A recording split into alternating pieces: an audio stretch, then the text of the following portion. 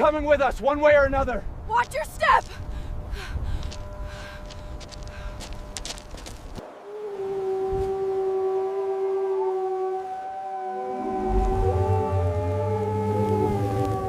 Would you believe?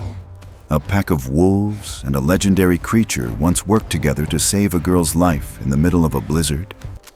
In the frozen forests of Michigan, few people know the truth about the night a young woman named Hannah Pryce should have died, yet lived because 47 wolves and a silent giant stepped out of legend to save her. When her attackers left her bleeding in the snow, the wolves did something no scientist can explain. They circled her, warmed her, and howled for help until a towering Bigfoot named Morrow emerged from the pines and carried her to safety. What followed was a revelation buried for generations, a forgotten pact between humans, wolves, and the ancient guardians of the forest. Today, as we revisit the files, testimonies, and the now famous viral footage of that wolf pack surrounding Hannah, you'll witness how compassion echoes across species and across time. Before we go on, my dear viewers, I want to know where you're watching from and what name I should call you by, because stories like this travel farther than the tallest trees of Ironwood. And if your heart beats a little faster for mysteries, creatures of legend, and the bond between humans and the wild, then join us. Like this video, subscribe, and help us grow a community that believes Bigfoot might just be more guardian than myth. Sending you my warmest hello, wherever you are. Ironwood, Michigan, fall 1989. The pines whispered before the wind did. Leaves the color of blood drifted down through the quiet woods, slow and soft like memories that didn't want to be forgotten. Somewhere in the heart of Ottawa National Forest, the world was folding into the breath of another winter, and a girl named Hannah Pryce pressed her boot into the red-gold undergrowth as if it might swallow her whole. She moved with the kind of care that only someone raised in silence could manage. No branches snapped beneath her. Her breath, visible in the cooling air, rose like a question no one had answered. She wore her grandmother's old canvas jacket, a little too wide in the shoulders, the sleeves patched where the firewood had frayed them. The cuffs still smelled faintly of pine smoke and peppermint oil. That smell used to mean safety. Now it just meant memory. The lake beside her cabin had gone still for the season. Mist curled over it like breath over a sleeping mouth. On mornings like this, when the sun filtered low through the needles and the chipmunks were quiet, she swore she could hear her grandmother's voice woven into the wind. Whispered warnings, whispered grief. Back then, the forest was something to be respected, never tamed. That's what her grandmother believed. And when the bulldozers came, loud and silver and arrogant, it was her grandmother who stood in front of them. Her wiry frame braced like the last tree on the ridge. Hannah remembered the sound of the sirens, the shouts, the silence that followed. After that day, the forest never spoke the same again. Now Hannah was alone, 20 years old and orphaned twice. Once by fate, once by fire. But she stayed. Not out of stubbornness, not entirely. She stayed because something in the woods had asked her to. Not with words, not with signs, just presence. She cared for wounded deer and foxes with missing paws. She fed the crows who brought her bottle caps and bright buttons in return. But it was the wolves that mattered most, especially now, as winter crept in. And this morning, something was wrong. The trap was old, rusted, nearly swallowed by earth, but cruel enough to still snap. The cry had been sharp and desperate, piercing through the hush like a knife. Hannah found the young wolf near the western ridge, its leg twisted awkwardly in iron, blood bright on the pine needles. The pup thrashed at first. But the moment Hannah dropped to her knees and murmured softly, it froze. Not out of fear, something else. Its ears twitched. It sniffed the air between them as if recognizing her. "You poor thing," she whispered, voice cracking. She pried the trap open with gloved hands, gritting her teeth against the rusted resistance. When the pressure finally gave way, the wolf didn't bolt. It didn't growl or limp off into the trees. Instead, it leaned forward, cautious, trembling, and pressed its head gently into her palm. Hannah's breath caught. The pup's fur was warm despite the chill, its heart beat fast beneath her fingers. She could feel it. Trust. Raw and tentative and undeserved. Her grandmother would have said the forest remembers kindness. And somewhere, deep beyond the trees, a branch cracked. She froze. Not the crisp snap of a squirrel or the soft rustle of deer. This was weight. Heavy. Purposeful. A long pause followed. The pup turned too, ears twitching, nose in the wind. She looked into the tree line but saw only the shift of shadow against pine, a shape she couldn't name. Then it was gone, like it had never been there. That night Hannah couldn't sleep. The fire in the hearth popped and hissed, casting slow amber flickers across the wooden walls. Her cabin was small, just 2 rooms and a kitchen, but each corner carried the ghost of her grandmother's life. Worn teacups, a fraying quilt, a drawer full of hand-drawn maps and local legends no one else cared to keep. She poured tea, then stopped. The door. There was something on it. She hadn't noticed earlier. But now, as the firelight caught it, her breath stilled. Just below the frosted window pane, covered in dust and years of paint, was a handprint. Massive. 5 fingers spread wide, the size of a skillet. Older than recent snow, hidden under a layer of wood ash. Her grandmother had always scrubbed that section of the door, over and over, as if it held something she didn't want Hannah to see. But it was there now, exposed. She stepped back. There was no knocking, no footsteps, just silence pressing in. And then she saw it. A piece of wood resting on the porch, right in front of the door. Small, smoothed over like it had been shaped by hand, carved but unfinished. A swirl, a ridge, a partial figure etched deep into the grain.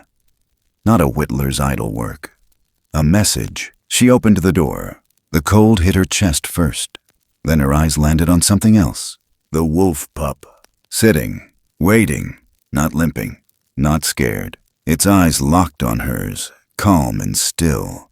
Like it had been placed there, entrusted to her care. Not abandoned, delivered. She knelt slowly. "You came back?" It didn't move. She picked it up gently. Its fur was dry, warm. No sign of blood. Someone had tended to it, or something. She glanced toward the trees again, where the shadows thickened. She couldn't see anything, but she felt it, watching, waiting. Later, under the low flicker of her bedside lantern, she held the carved wood between her palms and ran her thumb along the groove. The markings were strange, unlike anything she'd seen in her grandmother's folklore books. Not letters, not art. A warning, a boundary, a story.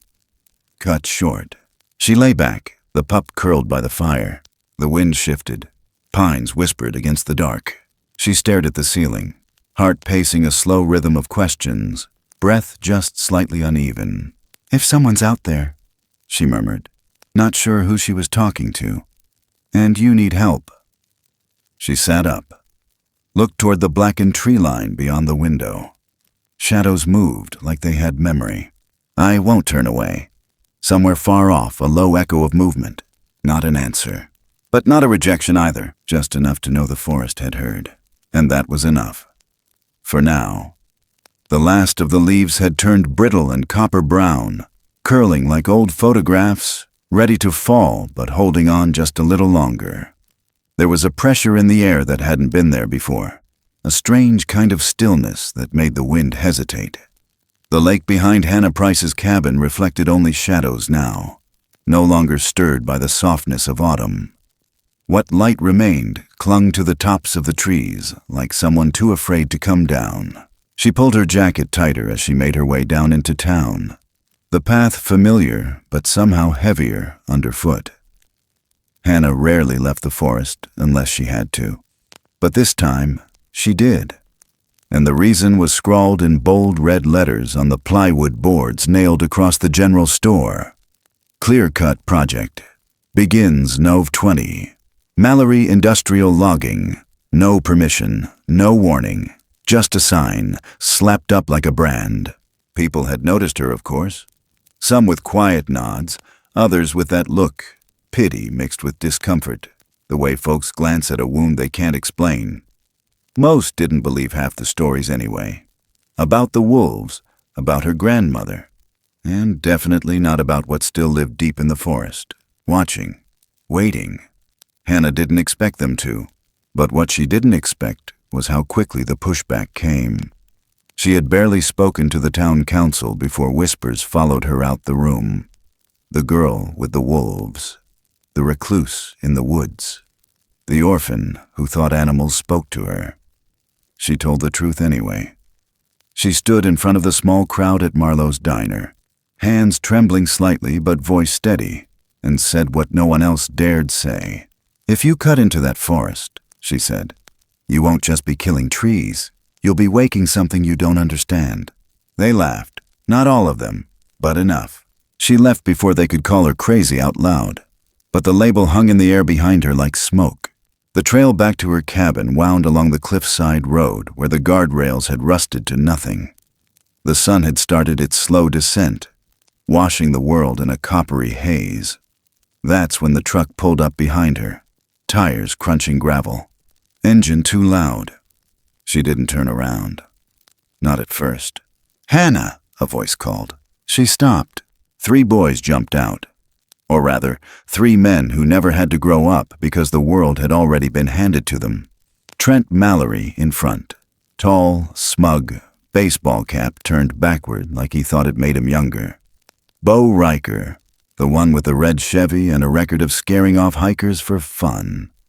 And Shane Dupree, quieter, but always where the trouble was. Trent smiled, but it didn't reach his eyes. "You making speeches now? Gonna lead the squirrels in protest?" Hannah didn't answer. She tried to step past him, but he blocked the way. "You think you're better than the rest of us, huh? Just 'cause you live out there with your mangy mutts and your ghost stories." Bo let out a laugh, sharp and stupid. She looked up, met Trent's gaze head on. "You don't belong in those woods." He didn't like that. The smile vanished. He shoved her, hard. Her boots slid on the loose gravel. For a second, the cliffside opened up behind her like a mouth. Air rushed past her ears. Then her heel caught a root.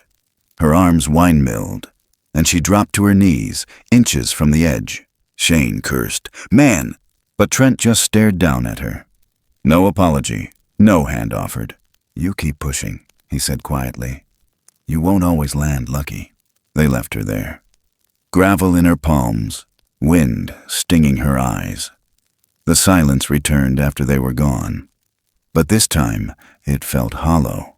That night, she filed a report. Walked into the sheriff's office with mud on her jeans and truth in her hands.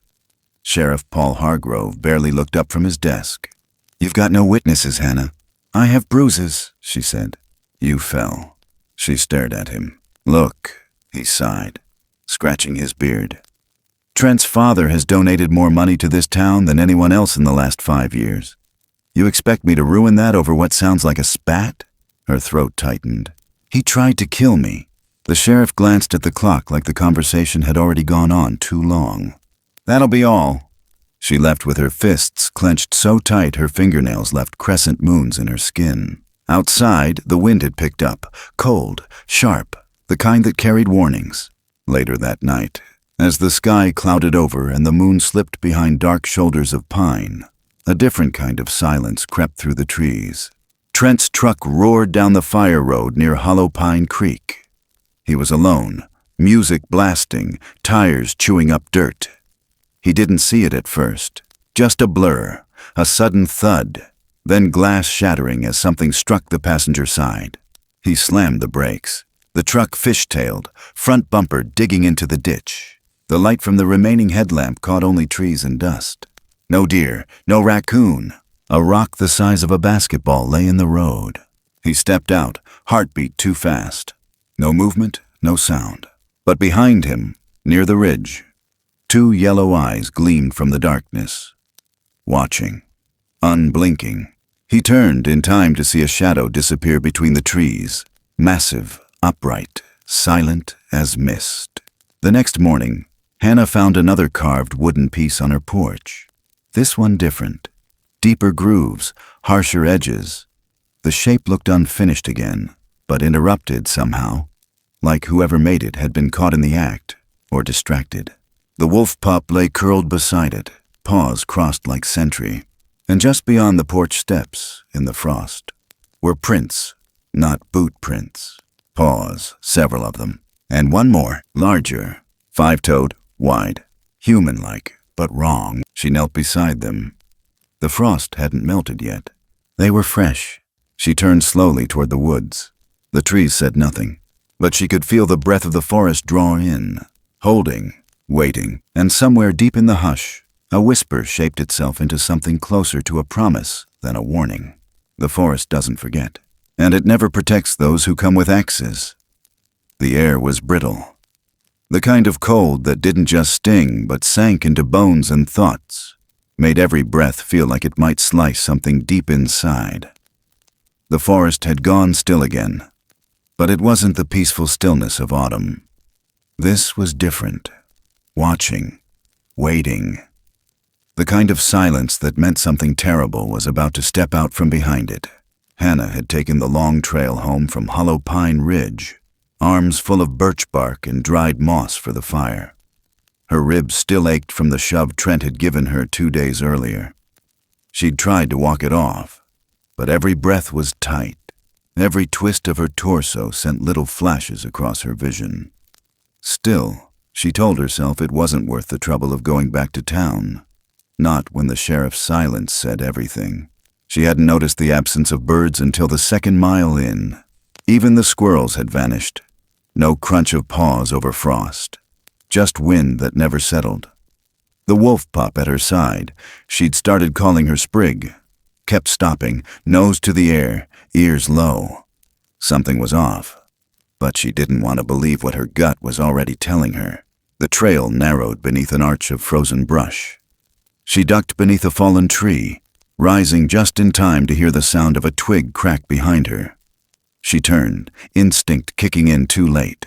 Trent, Bo, Shane, all three standing there like shadows made of teeth and bone. No smirks this time, no jokes, just cold purpose. Thought you'd get away with it? Trent's voice was flat. I didn't do anything. You ran your mouth. You went to the sheriff. You made a mess. Sprig growled, a low, uncertain warning. Trent lifted something from his coat. A wooden bat, dented, not new. Bo moved first, fast. She turned to run, but the blow caught her low in the back. Her knees buckled. The bark fell from her arms, scattered like confetti over the snow. Pain flared in her side again, sharp and screaming. Shane hesitated. Trent, man, this... Do it, Trent snapped. Another blow, this time to her ribs. She gasped, something inside her giving way. The breath didn't come back. Her vision dimmed. She clawed at the snow, boots scraping against ice. But they just kept going, a fist to her jaw, a kick to her stomach. Something cracked, loud, deep, final. Then nothing. She woke up face down in the snow, blood in her mouth. The world dark. The sky above inked over with early night. A gust of wind brought the taste of iron. She couldn't feel her legs. Her hands were stiff and bruised. Somewhere inside her, things were broken. She knew that. They'd left her here. Just left her. And this forest, no matter how much it loved her, couldn't hold back the cold. But then, it started. First, one howl. Distant, high, almost mournful. Then another. Closer, louder, then 2 more, then 5. And suddenly the forest wasn't still anymore. The snow around her shimmered in the dark as shapes emerged from the trees. Silent, sleek, unmistakable. Wolves, dozens, sliding between trunks like smoke with eyes. They didn't growl, they didn't pace, they circled her. 1, then 5, then 10. 47. Exactly. A perfect ring. She couldn't move, but her eyes darted, heart pounding weakly. The wolves didn't look at her. They looked out, guarding, holding something back. Sprig came to her first, nestled into the crook of her neck. Warmth. Then another, larger, older, pressed close to her back. It was Lyra. Hannah tried to speak, but the words didn't come. Just a soft whimper. Lyra licked her cheek once, then curled tighter. Her body heat radiated into Hannah's spine. Others came closer, one by one, lying down, building a shield of fur and breath and muscle. Their eyes stayed locked on the dark. And then the howling began. Not random, not panicked. A sound too organized, too steady to be mistaken. It rose like a choir. Long, loud, intentional. 25 minutes. That's how long it went on. A song stretched across the sky, lifting past the trees, echoing off mountains too far to see. The forest responded, not with noise, but with breath. Something had been awakened, and in the farthest corner of her vision, barely lit by the last hint of moonlight, a figure stood. Still, immense, unmoving. Not a man, not a bear, something else, watching. It didn't step forward, it didn't call out, it just stood. And she knew, somehow, it was keeping them at bay. It was keeping her safe. Her pulse faded again, her body heavy, floating in and out of blackness. But the warmth remained. The ring of wolves held. Lyra didn't leave. She reached up, fingers trembling, found the soft fur at Lyra's chest.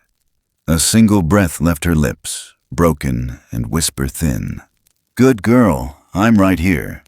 And then the world went quiet again, but not empty. The forest had spoken, and for the first time in a very long time it hadn't spoken in warnings. It had spoken in defense. The storm came down like it wanted to erase the world.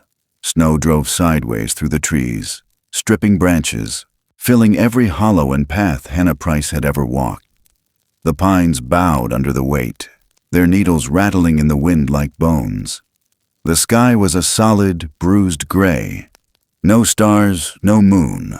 Only the furious white of winter trying to smother everything that still dared to breathe. Somewhere in that fury, beneath a drift of ice and powder, Hannah lay half buried. Her hair was rimmed with frost, lashes crusted white, lips cracked and blue. The bruises from the beating were almost lost under the pale wash of cold, but they were still there.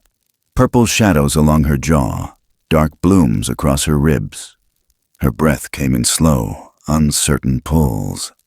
Every exhale left the faintest ghost of steam, torn away too fast by the wind.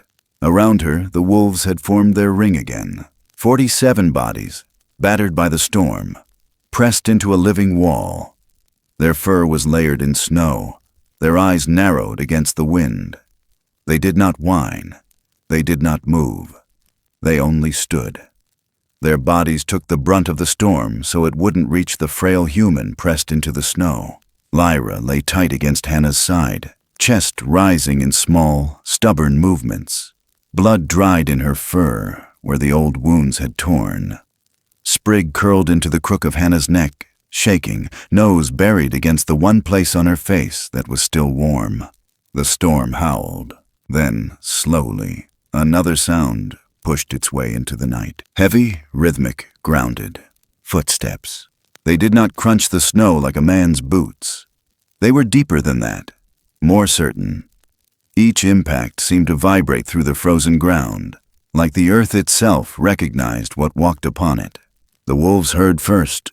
Their ears tilted. None of them broke the circle, but a path opened anyway. Between two pines, half hidden by the whiteout, a massive silhouette appeared, taller than any man, broader than any bear. For a heartbeat, it was just a dark cut in the storm, almost swallowed by distance and snow. Then it stepped closer. "Morrow?" The giant moved with a grace that didn't match his size. Snow lashed his fur, clung to his shoulders, plastered against the thick hair that covered his chest and arms. Yet he walked as if the wind barely existed. His head was slightly bowed, eyes narrowed against the ice. Those eyes, amber, deep, carrying a sadness that felt older than the forest, locked onto the broken figure in the snow. He had known this girl as scent and presence long before he saw her face. The one who cared for wounded things, the one who walked softly, who left food near old dens and cleared traps with bare hands. The one whose grandmother had once stepped into the same wild darkness without fear. Now that girl lay one breath away from never standing again. Morrow crossed the last few feet and knelt beside her. Up close, the damage was worse. He saw the blood dried at her temple, the unnatural angle of her ribs beneath the jacket, the way her fingers had stopped clenching into fists and gone slack. He placed his hand just above her mouth. The breath that touched his palm was thin, weak, fading. The wolves parted, not out of fear, but deference. Lyra lifted her head an inch, eyes cloudy with exhaustion, and gave the slightest nod of her muzzle before resting it back down. If there was any creature in these woods she trusted more than herself, it was the one kneeling in the storm beside the girl they had chosen to protect. Morrow slid one arm beneath Hannah's shoulders, the other beneath her knees. Even bruised and broken, she felt light to him. Too light. He lifted her with the same care someone might use picking up a newborn, afraid that any sudden movement might scatter her. The storm screamed louder, as if trying to claim her. Morrow rose to his full height. For a moment, he stood there, towering above the circle of wolves. A dark, massive shape against the blinding white. Snow wrapped around him, streaming from his shoulders, but the girl in his arms was shielded by his body, tucked against his chest, pressed into the warm fur at his neck. He turned to the east. The wolves understood. Lyra pushed herself up with a groan that barely left her throat, forcing her injured body to stand. The pack shifted, aligning in formation without needing any signal. Some moved ahead, others flanked the sides. A scattering took up the rear. Morrow took the first step. The forest opened for him. They moved fast, faster than any human could have managed in that weather. His strides were long, purposeful, eating up ground while the wolves darted ahead to clear the way, reading the snow and ice like a map only they could see. They slipped through narrow passes, crossed frozen creeks, threaded between rock outcroppings that most locals didn't even know existed. Hannah's head lolled against his shoulder. Her eyes fluttered once, catching only a blur of motion and the steady drum of his heart beneath her cheek. The world tilted and swam. Somewhere beyond consciousness, she felt movement around her, a rush of bodies, the faint heat of fur, the rhythm of paws striking earth.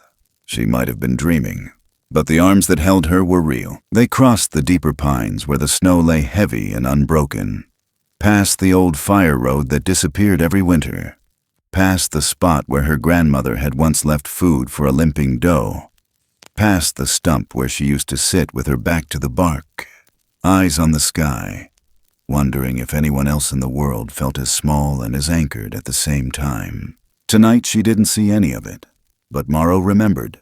He had watched her there, long ago, from the shadow of a spruce. The child who talked to birds and ran fingers through moss as if it were silk. The one whose laughter had once echoed off these trunks like a promise the forest wanted to keep. He wouldn't let her go now, not if any path still existed to bring her back. Hours or minutes, it was impossible to tell in that storm, finally led them to the edge of the tree line where the forest broke open into a rough clearing. Beyond it, down a short slope, stood an old barn with a tin roof and a single floodlight burning above a side door. Dr. Amos Wilder's clinic. From the outside, it still looked like what it once had been, a place to store hay and equipment, just another aging structure on Ironwood's back roads. But inside, it had become something else, a sanctuary. Exam tables and cabinets for medicine, kennels for injured dogs, stalls for horses and the occasional injured deer. A place for broken wild things to get one more chance. The wolves fanned out in the shadows, lingering at the tree line. None crossed into the open. Only Lyra followed Morrow down the slope, her limp more pronounced now, each step carving a small trail of red into the fresh snow. Morrow reached the side door. Light bled around the frame. He shifted Hannah carefully in his arms and pushed. The door swung inward. Warm air rolled over him, smelling of hay, alcohol, iodine, and old dust. A radio hummed low somewhere in the building, a late-night show crackling through static. A kerosene heater flickered in one corner, struggling against the draft. Dr. Amos Wilder stood at a metal table, his back turned, stitching up a stray dog that had lost a fight it should never have been in. He wore a faded denim shirt under a stained lab coat, silver hair tied back at the nape of his neck, reading glasses perched halfway down his nose. He sensed the cold first, then the silence. He turned, and the world, just for a heartbeat, went very, very still. Something enormous filled the doorway. A towering figure with shoulders nearly brushing the frame. Brown fur dripping meltwater onto the floor. Eyes like molten amber, focused with unnerving intelligence. In its arms, limp and deathly pale, was a young woman he knew by name. For a moment, Amos thought the storm had finally gotten into his head. That the years and the isolation and the stories he used to laugh off had finally cracked something loose. But then Hannah's arm swung just slightly, fingers smearing a weak streak of blood on his clean floor. Every instinct screamed at him to run. Every memory of late nights in field hospitals, of bodies coming in broken, of hands moving on autopilot while heart and mind argued with what was possible, pushed that fear down. The giant stepped forward, not threatening, not aggressive. He moved like someone bringing a fragile object into the light. He laid Hannah on the metal examination table as gently as if she were spun glass. Amos could hear nothing but the storm and his own heartbeat pounding in his ears. He moved without deciding to. Years of training took his hands and steered them. He'd treated gunshot wounds in tents that shook with artillery, stitched arteries in the back of bouncing trucks. Fear could stand in line. He ripped open Hannah's jacket. Bruises, purple-black and angry. He pressed 2 fingers to her neck. Nothing. No pulse. He watched for the rise and fall of her chest. Nothing. Her skin was cold. Too cold. "Come on," he muttered, more to himself than anything else. "You're not done yet." He grabbed the biggest heat lamp he owned. A hulking unit mounted on a heavy stand, meant to keep a colicking horse from freezing on a January night. He swung it over the table and snapped it on. White-hot light flooded over her, a harsh glow that threw Morrow's shadow huge against the far wall. The giant flinched at the brightness but didn't step back. Amos dug through a drawer, came up with a syringe of adrenaline calibrated for a large dog. His mind did the math. Weight, blood volume, risk. No time for careful. He jabbed the needle into her chest, just left of center, and emptied the contents straight toward her heart. He checked her pulse again. Nothing. He started compressions. His hands pressed down hard over her sternum, counting under his breath. The old rhythm came back. He breathed for her, lungs burning as if trying to drag her soul back with his own air. The heat lamp hummed overhead, turning the air thick and hot. Outside, the storm thrashed against the barn walls, furious and helpless. Lyra limped in through the open door and collapsed against the table leg, eyes locked on Hannah's face. Blood dripped onto the floorboards under her chest, soaking into old straw. Morrow watched, his brow furrowed in something that looked too complicated to be called worry. He leaned closer. The fur along his jaw glistened with melted snow. His massive hand hovered over her again. 4 minutes. Amos knew the numbers too well. 4 minutes without oxygen before the damage became permanent. Before the brain, starved and panicking, began to shut doors that would never open again. He checked her pulse. Nothing. He swallowed hard. The room spun for a second. A flash of some other night when the outcome hadn't changed, no matter how hard he'd fought it. "Don't you do this," he said, voice rough. "Not after they carried you here. Not after that." His hand brushed her jacket as he shifted to try again. That's when he saw it. Wedged in the torn fabric near her shoulder was a clump of hair. not the dark strands from her head. These were longer, coarser, cinnamon brown with a lighter underlayer, almost like guard hairs on a massive animal. But they weren't like any animal hair he knew. He'd worked with bears, elk, moose, stray dogs, wolves. These didn't match. He looked up, slowly. Morrow's eyes met his. For a second, the whole world narrowed to that exchange. A man who'd spent his life patching up wounded creatures. A creature who had just carried a wounded human to his door in a blizzard. Something passed between them. Understanding. Recognition. A decision. Amos stepped back.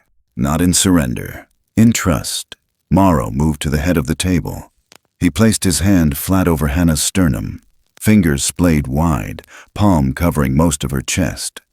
His eyes closed. The muscles in his jaw tightened. A low vibration rolled up from somewhere deep inside him. It wasn't a growl. It wasn't quite a hum. It was a sound that felt like it came from the bones of the earth itself. The metal table responded, humming under Hannah's body. The instruments on the nearby tray rattled softly. Lyra's ears twitched. Her breathing synced with the rhythm, slow and deep. The heat lamp flared, then steadied. Snow hit the barn roof in waves. Amos watched the monitor he'd clipped to Hannah's finger. An old, temperamental pulse oximeter meant for sedated dogs. The line had been flat for 4 long minutes. Then, all at once, a blip, tiny. Then another, and another. A thin, faltering beep sounded, so faint the storm almost drowned it out. Hannah's chest hitched. Her lips parted, sucking in a jagged breath like she'd been underwater for too long. She coughed hard, body arching, water and air and a choked sound bursting from her throat. Her hand grabbed for something, anything, and closed around Morrow's wrist. Her fingers were so small against his fur that they nearly disappeared. Her eyes opened just a sliver. She saw light, then shadow, then amber. For a brief, suspended heartbeat, she knew exactly where she was, and exactly who had carried her out of the dark. Not by name, not by language, but in the way the heart recognizes safety before the mind catches up. Her lips moved. No sound came out, but he understood anyway. He gently pried her fingers from his wrist and lowered her hand back to the metal table. The line on the monitor steadied, each beep a little stronger than the last. Amos exhaled the breath he hadn't realized he'd been holding. He moved in again, checking her pupils, adjusting the IV line he'd started in her arm while the giant worked whatever impossible force he'd just brought to bear. "You're not going anywhere tonight," Amos murmured to her, more to quiet his own racing thoughts. When he looked up again, Morrow had stepped away from the table. His work was done. He moved toward the door without a sound. Lyra struggled to stand, legs trembling, but she managed it. She looked back at Hannah once, then followed. Amos took a step forward, heart pounding. "Wait!" he started. The word died on his tongue. Morrow paused at the threshold and glanced back. Just once, not asking for thanks, not asking for secrecy, only making sure the life he had carried across miles of brutal winter would not be wasted now. Amos nodded. A silent vow. The giant stepped out into the storm.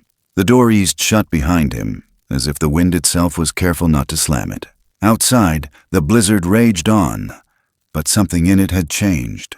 The fury felt thinner, less sure of itself, as if the storm understood that, for all its strength, it had lost this round. Inside, under the harsh glare of the heat lamp, Hannah's breathing evened out. Her fingers twitched once. Her face relaxed, the hard lines of pain softening just a little. On the floor near the door, half tucked into a melting footprint too large to belong to any man, lay another tuft of that strange cinnamon fur. Amos picked it up and held it between his fingers. Evidence, the world would call it. Proof. To him in that moment, it was something else entirely. A reminder that he had not been alone in saving this girl. That somewhere in the pines, a debt older than laws and headlines and human arrogance was being paid in full. He turned back to the table, to the girl who had one foot in the land of the lost and one in the land of the living. The wolves outside began to howl again, not in grief, but in fierce, wild triumph, and far beyond what any human eye could see. A giant figure slipped back into the folds of the forest, his steps already erased by falling snow, his presence lingering only in the breath of the trees. The forest had chosen to intervene, and now, nothing in Ironwood would ever be quite the same. The sky hadn't decided whether it wanted to be morning or morning. Gray light bled into the snow like ash soaking a shroud. The forest didn't move, didn't whisper, didn't breathe. Not yet. Not until it knew who was still alive. Hannah opened her eyes to silence. Real silence. Not the soft hush of falling snow. Not the rhythmic crackle of a fire. Not the chorus of wolves echoing between pines. Just the weight of a world holding its breath. Her body was heavy. She couldn't feel her fingertips, couldn't lift her head. But she was warm. Too warm. Like something was wrong. Then she remembered. Lyra, the wolves, the hands that weren't human, the light above the table, the way her heart had stopped, how it had come back again. She tried to sit up. Pain shot through her ribs, sharp and precise. But she moved. That alone was a miracle. The scent of antiseptic and hay hung in the air. Dim light filtered through a cracked barn window. Old metal shelves lined one side of the room, each cluttered with bandages, syringes, jars of faded labels. A veterinary scale stood in the corner. A gas heater ticked near the far wall. She wasn't in a hospital. She was in someone's clinic. And that someone, she remembered now, was Dr. Amos Wilder. Footsteps creaked overhead. A voice murmured, "She's awake." Then the sound of boots on stairs, slow, measured. Dr. Wilder appeared in the doorway, stubble on his jaw. Frown lines deepened with age and winters. His army green parka hung unzipped, revealing a faded shirt with a stitched horse silhouette. "You shouldn't be alive," he said softly. Hannah blinked, swallowed. Her throat burned. "Me neither." He crossed to her, checked her pupils, her pulse. "You flatlined for 4 minutes," he said. "No heartbeat, no breath, nothing. I was about to cover you with a sheet." "What stopped you?" He hesitated. Then, someone knocked over the heat lamp, slammed it so hard it burst. The light hit your face. I reached out, and you came back, like lightning through frozen ground. Hannah didn't answer. He didn't push. Instead, he held something out to her. A thick wool blanket, folded around the edges. But she could see the corner.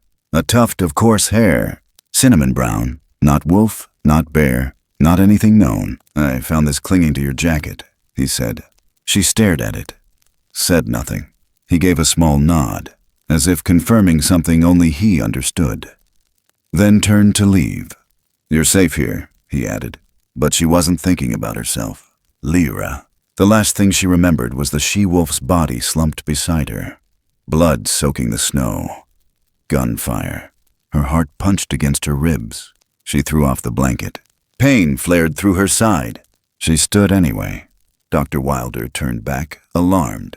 "You can't walk yet." "I have to," she rasped. "She's out there."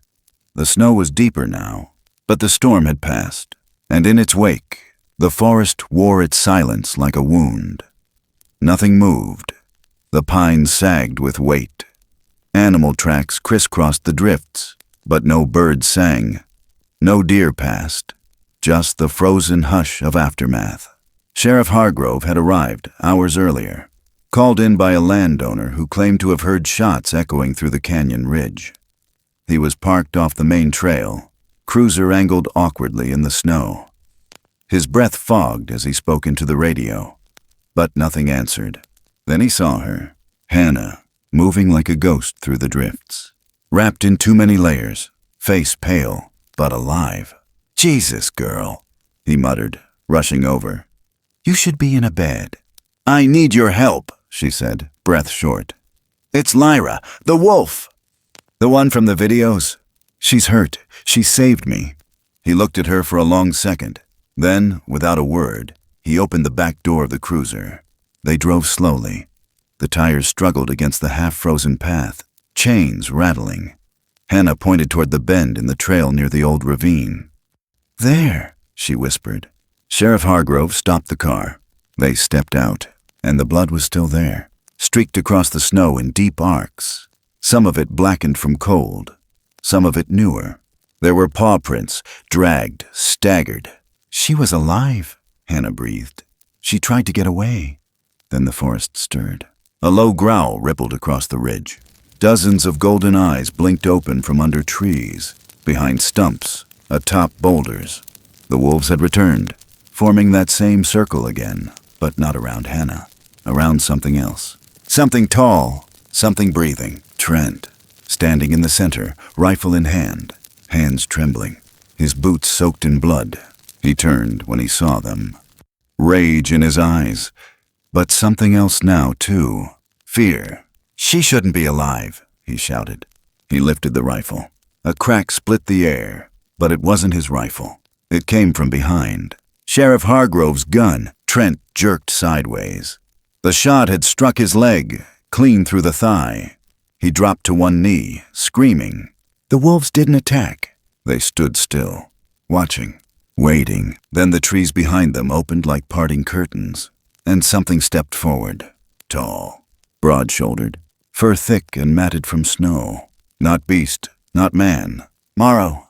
The creature looked down at Trent with no expression, no fury, just deep, knowing silence, as if remembering every scar this man had put on the land. Trent looked up, breath ragged. "What the hell are you?" He raised his hand. Sheriff Hargrove shouted, "Don't!" Hannah moved first. She threw herself between them. Her body shielded Morrow's massive frame. She stood there, ribs screaming, arms out. "Don't shoot him," she cried. "He saved me." Sheriff Hargrove froze. His finger hovered over the trigger, but didn't pull. Snow fell between them, soft, gentle. The wolves stepped back. Morrow did too. Trent lay in the snow, groaning, staring at a world he couldn't understand. And Lyra limped forward, still alive, her side torn, one leg dragging, but she stood. Hannah sank to her knees, sobbing. The she-wolf licked her face once, and then turned back toward the woods. The others followed. Morrow last. He paused, looked over his shoulder, met Hannah's eyes, then faded into the trees. The forest swallowed him whole, and for the first time in a long time, it was enough. The sun never rose in places like this.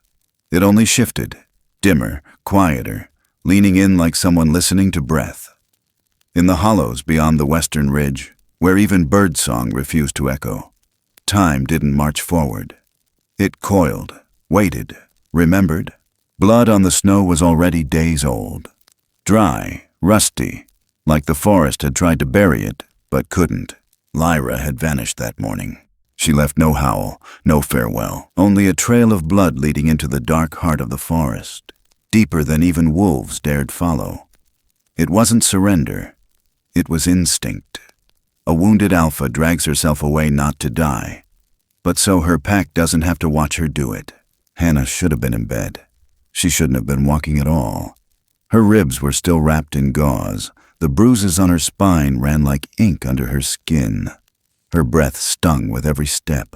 But Lyra had saved her life twice, so she followed the trail without hesitation. Every drop of blood felt like a breadcrumb left just for her. Not to invite rescue, but to test whether someone would come.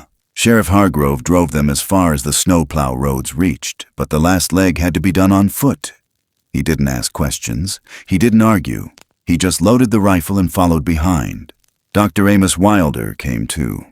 A duffel bag over one shoulder, surgical gloves stuffed into one pocket, adrenaline shots in another. He didn't speak either, because they all felt it. This wasn't a search party. It was a pilgrimage. The trees closed in the deeper they went. Pines knotted like ribs around them. Wind gave up halfway through the hike, replaced by something colder and older, air that hadn't moved in years. Hannah didn't know exactly where she was going, but her feet moved with purpose, like memory had taken over. Then the path disappeared entirely. Blood gone. Tracks vanished, but her feet kept moving. Something pulled her left, down a slope where moss grew in tangled whorls and the snow no longer fell. The three of them pushed through brush that looked like it hadn't been touched since Eisenhower was president. And then she saw it, half hidden by deadfall and time. A cave. Stone mouth open like a secret whispered too loud. The entrance was narrow, barely wider than her shoulders. But inside, the rock gave way to a wider hollow, deep enough to swallow sound. The floor dipped, then leveled. The air turned thick, dripping, ancient, and there, just beyond the curve, lay Lyra, curled into herself, chest rising in shudders, blood crusted on her side, one leg twisted, swollen, a bullet still lodged near the shoulder. Her ears flicked at the sound of Hannah's breath. She didn't move, but she didn't growl either. Hannah dropped to her knees beside her, tears already on her cheeks. "I found you," she whispered. "I told you I would." Dr. Wilder moved fast. Quiet, like he'd done this intense under gunfire. He unpacked gauze, unzipped morphine, cut through fur with fingers that never hesitated. 37 stitches, he muttered. "If she makes it through the night, she'll walk again, might not run, but she'll live."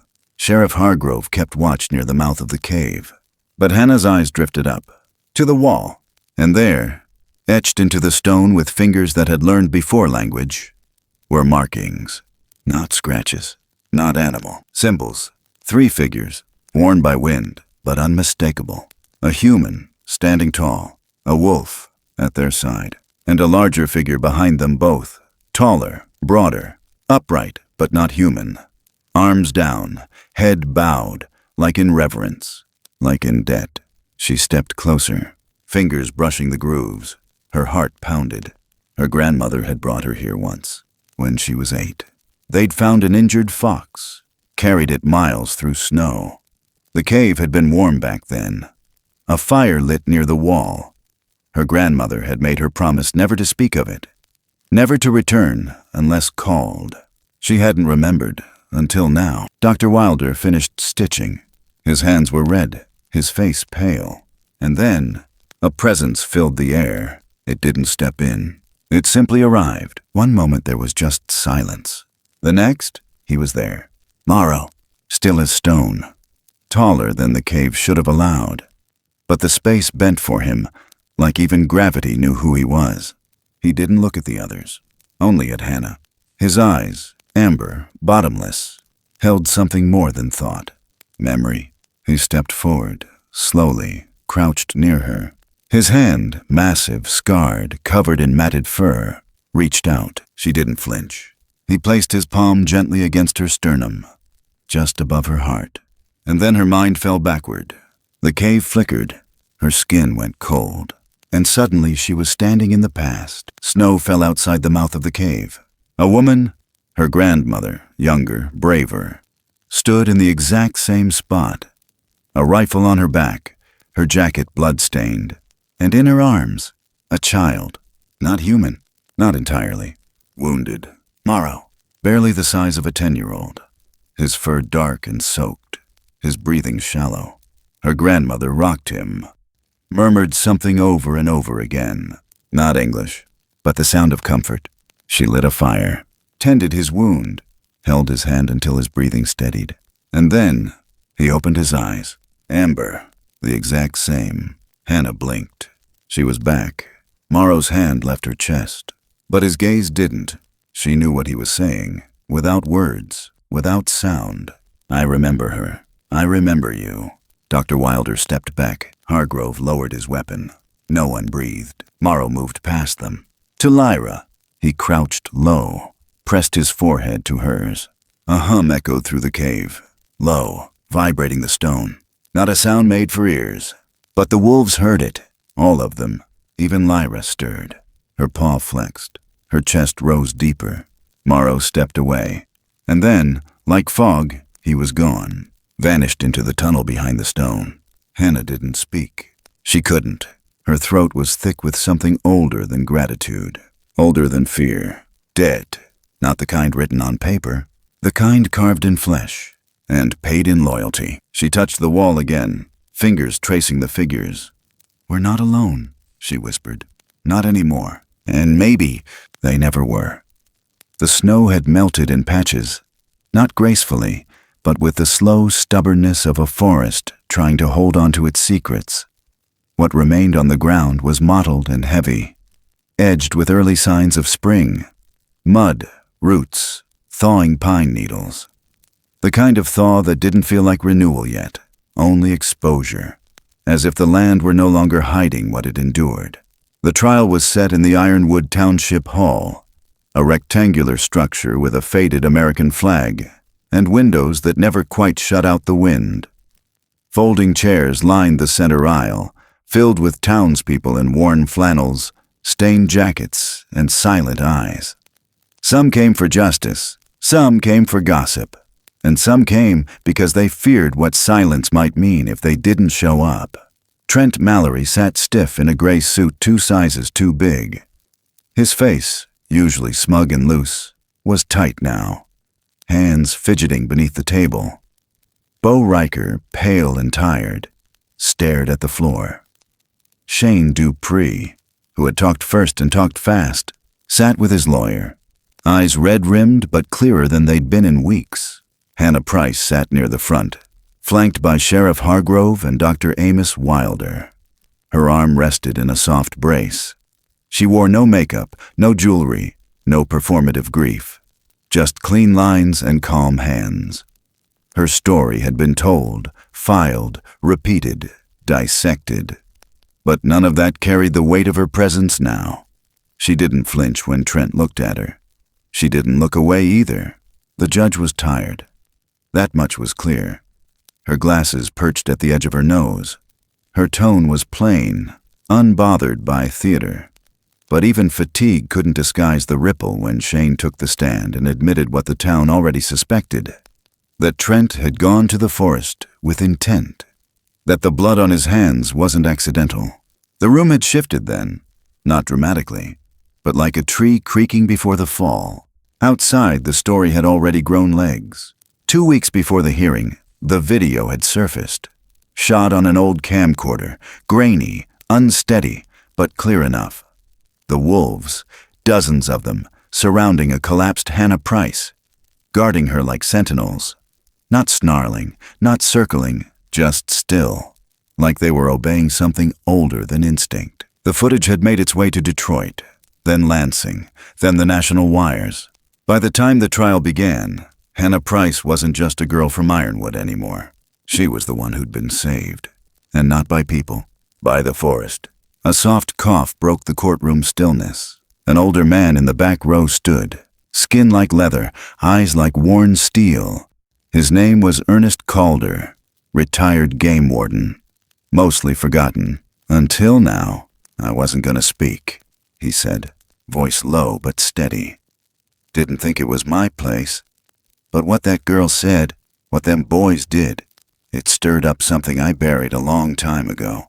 He reached into his coat, pulled out a rolled sheet of canvas, unfurled it slowly. Dozens of metal traps, rusted, bent, destroyed. I set these near Hollow Pine Ridge in 1974. Came back next day, every one of them was crushed. Some folded in half like paper, not by a bear, not by a man. Whatever did it left hair like nothing I could match. He paused. That thing didn't hurt me, didn't hurt the deer, just undid the wrong I was doing. Silence again, heavy, deep. The judge didn't comment. She only looked toward the prosecution. The charges stood. Assault, intent to harm, interference with protected wildlife, unlawful discharge of a weapon on federal land. But something had shifted, not just in the room, in the town. By the time the court recessed for final statements, people whispered differently. Not about Hannah's wolves, but about what she had survived. Sheriff Hargrove took the stand last. He read from the official report, then set it aside. There are things out there we don't understand, he said. Doesn't mean they don't belong. Doesn't mean we get to destroy them just because they don't fit in our maps. He stepped down. When the verdict came, no one cheered.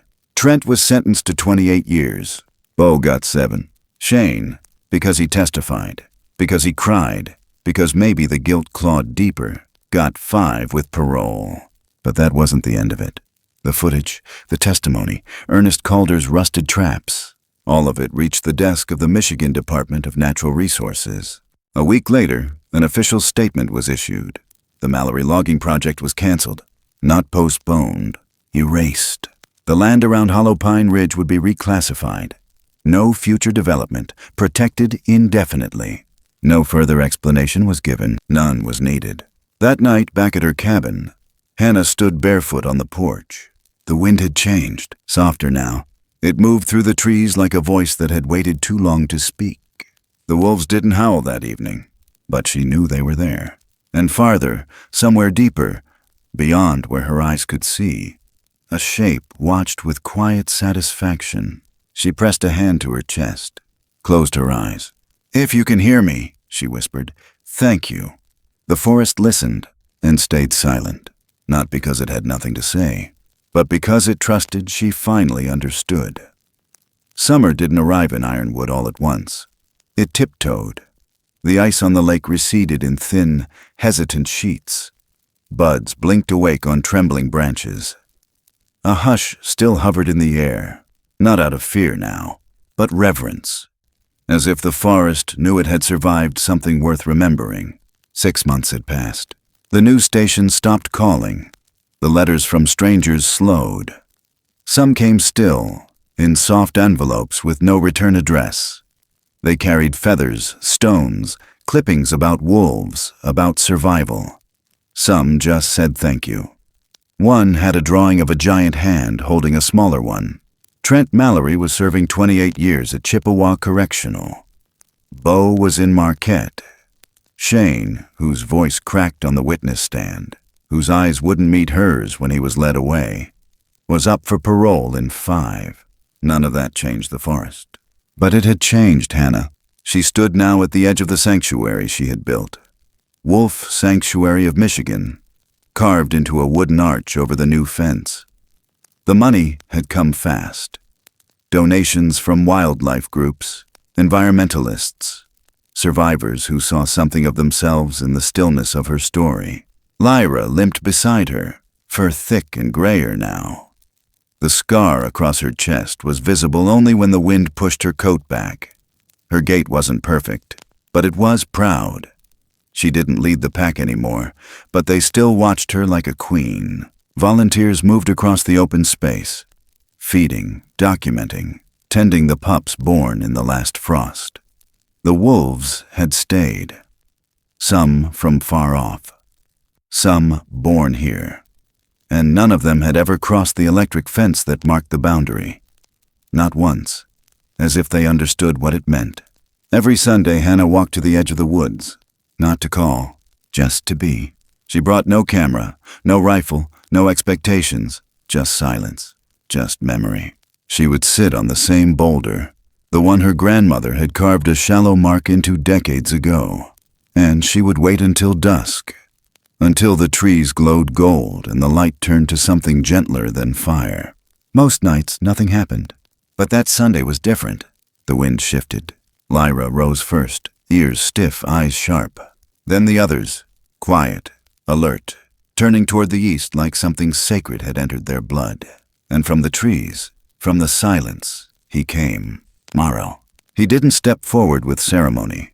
No grand gestures, just presence. His silhouette caught the dying light. His fur seemed to burn with the sun. The air bent around him like it couldn't decide whether to be warm or afraid. He stopped at the boundary. Hannah stood slowly. Her breath caught in her throat, but she didn't cry. She didn't speak. Morrow lowered his head, and from his massive hand, he placed something on the grass. It was wood, carved, not crude. 3 figures. A woman, a wolf. A being taller than both, not towering but protective, equal in reverence. Beneath them, a circle, unbroken. Lyra stepped forward, not beyond the fence, but close enough. She sat, as if reclaiming her place in the story, as if to say she remembered too. Morrow didn't linger. He looked at Hannah once, a look that held no sorrow, no weight, just certainty, then turned and vanished into the trees. No sound followed, just wind and peace. Later, as the sky fell into night, Hannah held the carved wood in her hands, the edges smooth, the details exact, It wasn't a token. It was a contract, a memory, a bond restored. She pressed it to her chest, closed her eyes. Some debts were paid in words, some in blood, but the rarest ones were paid in silence and loyalty, and the promise that if you protect what matters, someday something will protect you back. There are places in this world where silence carries more truth than words ever could, where the wind bends around trees not to pass through but to listen, where the snow remembers every footstep, even after it's melted away. And sometimes, in those places, the line between what is human and what is wild fades, not in fear, but in trust. This was never just a story about survival. It was a quiet reckoning between nature and conscience, about the cost of cruelty and the quiet endurance of compassion.